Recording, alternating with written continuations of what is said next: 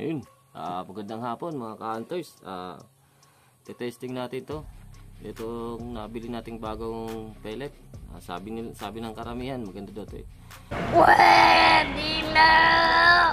Nakalagay dito 18 grain, 5.5. So, tapos i-compare natin sila dito. Siya dito sa Meteor. So, titingnan natin kung 18 nga. Actually, halos parehas itong 18. So, ikakaliper na lang natin kung gaano yung length. Kasi kung nakita nyo yung dati nating kinumpare natin yung Striker Diablo. Wala kami pakialam! So, sana maganda kung sa sinasabi ng karamihan. Kasi binili natin ito isang dosena. So, marami-rami. Wow naman! Wow! Ito naman, last box na natin to. Nakikita nyo naman kung paano mag-accurate ito sa Saludoan kita. Hey! long range. So, sana maging kapareha siya. Ayun. Fingers crossed. Tara, simulan natin. Testing natin. Ito muna tayo sa Meteor natin. Kulang tayo ng mga 5 pellets lang. Yung ginagawa ko kasi dito sa Meteor natin, nilalagyan ko ng silicone oil. Kasi kung mapapansin nyo yan, saan ang camera? Kung mag-focus dito, kung napapansin nyo yan, kung nakikita, subukan natin ito.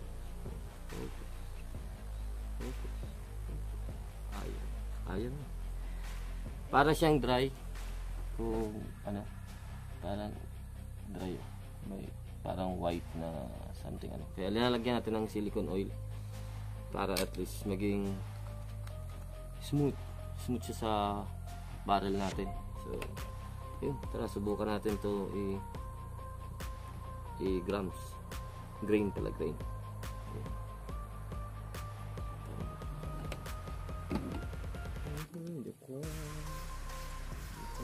Ginagawa mo!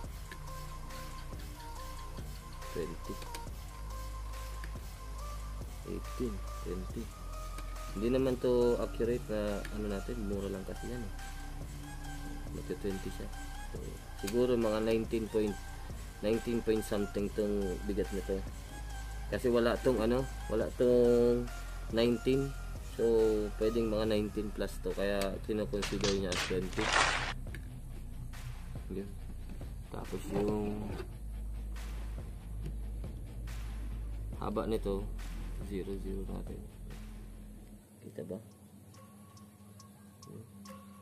So ang haba nito is 7.9.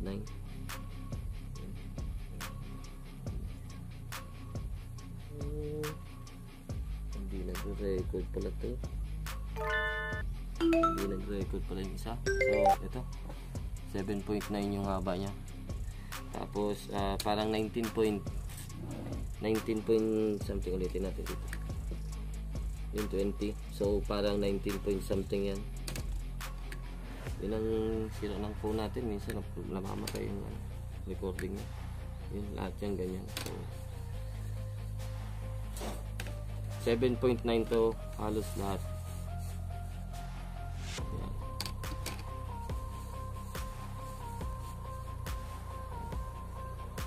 Halos lahat ng 7.9. So nahihirapan naman tayo na Parang may problema ka. kung mag-edit. Ito naman sa Astro naman tayo. Astro 18. Napansin ko to parang maikse. Pero parang smooth yung pellet niya. Parang makintab. Madulas siya. I-compare natin dito sa Meteor. Yan, ibang kulay, di ba? Tsaka parang parang kamukha to ng eagle head ata yun. So ito, titingnan natin kung gaano pa bigat to. 18. So 18. May 16. 18. May 16 siya. Malalaman natin yan sa lipad. Sana hindi umulan para malagyan natin doon ng papel sa target range natin para makita natin yung group niya sa 50 yards. Bihira kasi ako magputok ng 30. Yun. Lahat sila 18. So tama naman dito sinasabing 18 grain. So standard din naman yung gumawa. So yung haba naman, duda na ako dito. 7.5 mga sir. 7.5 siya.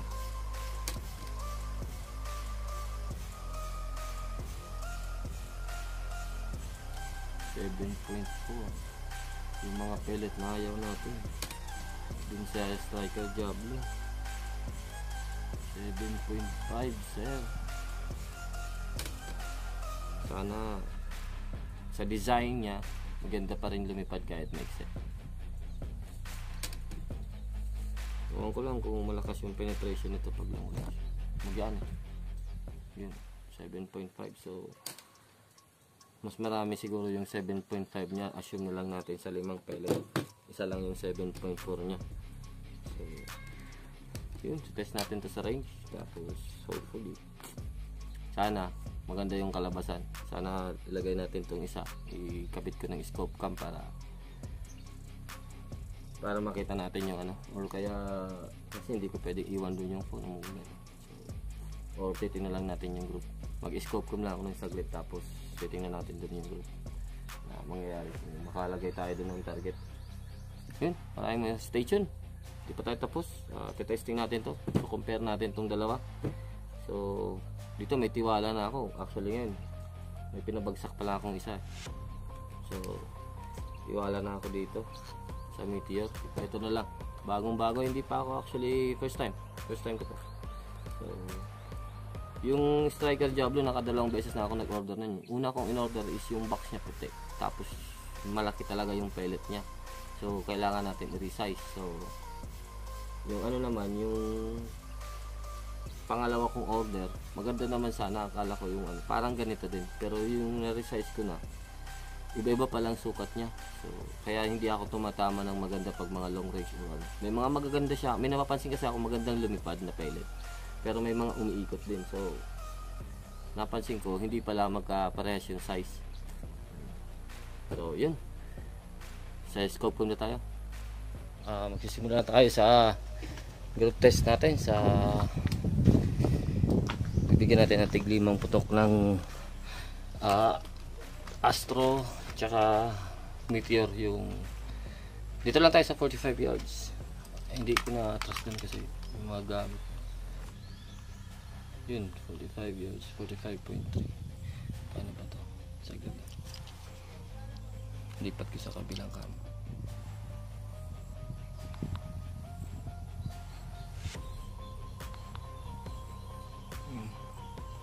45.3.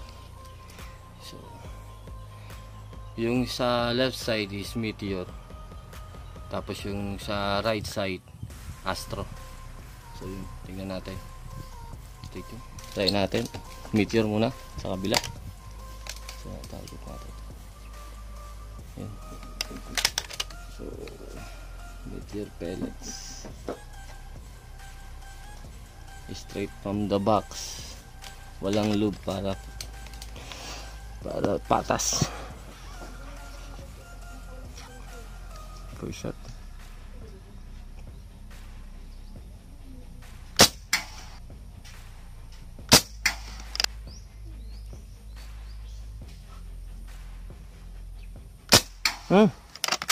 Nagalaw ko yun.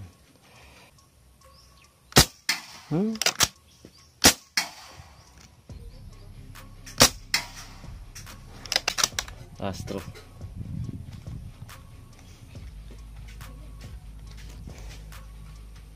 Okay, Astro pellet. First shot.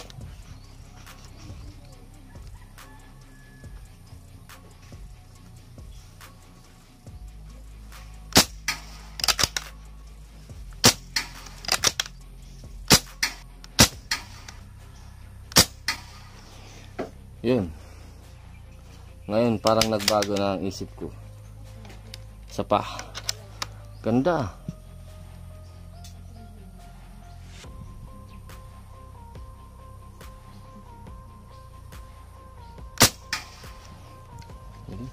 Ganda. Yun. Dito lang tayo nag-pwesto. Walang upuan. Kaya maggalaw. Tingnan natin yung group. Parang nagbago ng isip ko sa Meteor ah. Ang ganda ng tama ng Astro.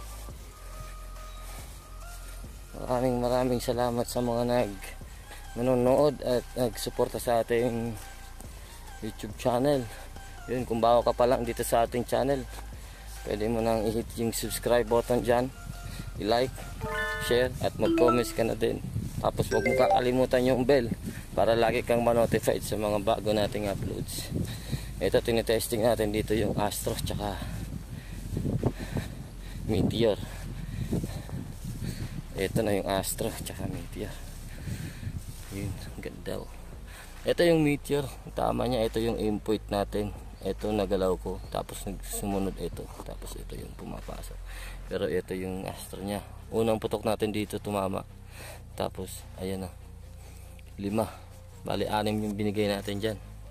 So nice one. May isang flyer. So yan, pag nalaman natin yan kung anong weight nyan, makukuha na naman natin yan. Ito kasi walang walang lube. Maganda tong takbo sana ng Meteor pag may lube. Paliparan natin to ng may lube, ng Meteor na pellet. Yun, sige. Yun, final. Ito pala yung nilalagay natin dun sa pellet natin na oil. Ginagamit ng mga high pressure. Ginagamit natin oil sa mga o-ring. Tapos ito, papalitan na natin yung firing pin natin nito. Settle na tayo. So sana hindi magbago yung yung takbo ng pellet. Ayun, Astro 18, baka naman sir. Baka naman. Yun, okay din naman yung tama nito, pero parang hindi naman na talaga nito na Astro, ang layo. Siguro konting tune up pa, pellet to pellet na to. Kaya natin gawing pellet for pellet to. Sa 45 yards. 45 yards yung binabanatan natin eh. So ito gumulo. Yung ginawa kasi natin ito, straight from the box, walang linagay nito. So actually maganda to pag may lube, may silicone oil para smooth. So ito, smooth siya, smooth na yung pellet nya. So Astro 18, baka naman dyan. Yun, maraming salamat. Gusto nyo pang panoorin, stay tuned. Babaklasin natin yung unit natin, papalitan natin ito, tapos susubukan natin kung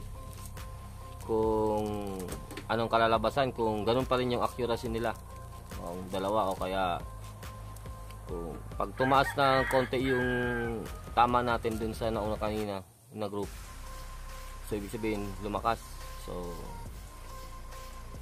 sana, sabi nila lalakas daw yung unit mo pag pag pelitan mo nito. Armscore.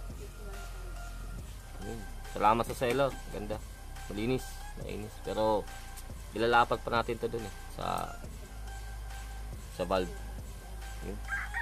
Sige, maraming salamat. Ito na nga pala yung mga huli natin, mga ka-hunters. Yan o, yan, lagyan na ng brooding mix. Yan si Mrs., ang kaibigan. Yan si Marge. Yan, shoutout sa inyo. Hi Marge. Ay, shout out sa inyo dyan. Yan, kasi hindi sila mahilig niyan. Ito na para yung binibirahan nila. Yung sarap.